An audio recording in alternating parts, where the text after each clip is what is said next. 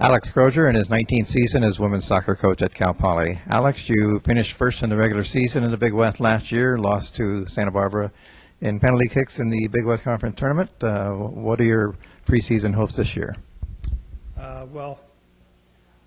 First of all, we're pretty excited about getting the season started. We start up next week. We have a very, very talented group of players coming back, as well as a good group of freshmen.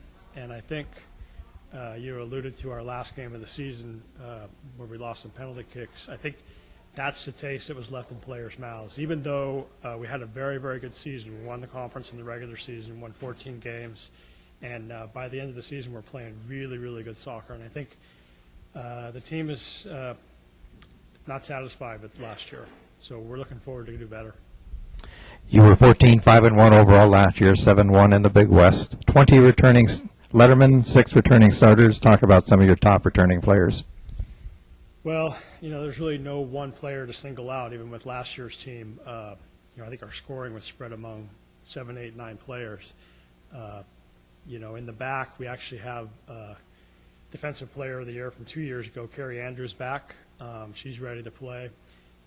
We have Tiffany Kamau, who's been playing well in the outside back. We moved her there from forward in the spring. Shandon Rivetta, Annie Bush, Taylor Cole, they're all vying for places in the back. In the midfield, Mackenzie Orend, Leslie Barkman, Afton Thulin, Julie McKee, they're all playing well, or they were in the spring. And then up top, Morgan Miller, Whitney Sisler, Bianca Burright, Cece Kabinski, Monica Jimenez, they're all battling for spots. And so we have a really good group and a really deep team with players that can fill in. And you lose Coral Hoover, one of the best goalkeepers in, I'm sure, your 19-year history as head coach. And who do you plan to replace her with? Well, you don't replace a player like Coral. She had a great year. She had a phenomenal year, and everything she got, she did herself. I can't take any credit for that. But we have some goalkeepers, Johanna Pfeiffer, Brooke Galvin, who were playing extremely well in the spring and been battling for that top spot. And you never know how things are going to go. We didn't expect Coral to have the year she had last year, but she did. And that was, due in large part to her, but also to the players playing in front of her. So whether that's going to happen or not, I have no idea. But I know we have good players playing in those places. In your previous 18 seasons, you have 7 Big West championships. Will you get number 8 this year? If so, what does the team need to do to accomplish that goal?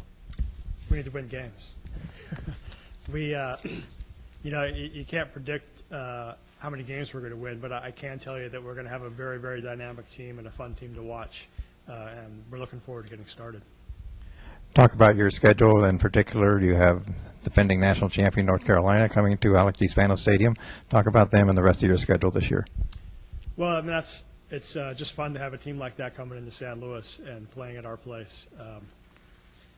We always try to schedule as tough a schedule as we can in the preseason getting into conference, and we have that game, and it looks like we may have UCLA on our schedule as well. We'll know in a couple of days.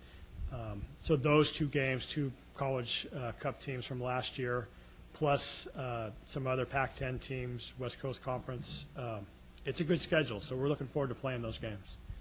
Home games against San Jose State and Weber State, and also a Cal State Bakersfield on the non-conference schedule, as well as 4 Big West Conference matches coming up this year. Alex Crozier, good luck in 2010. Thank you.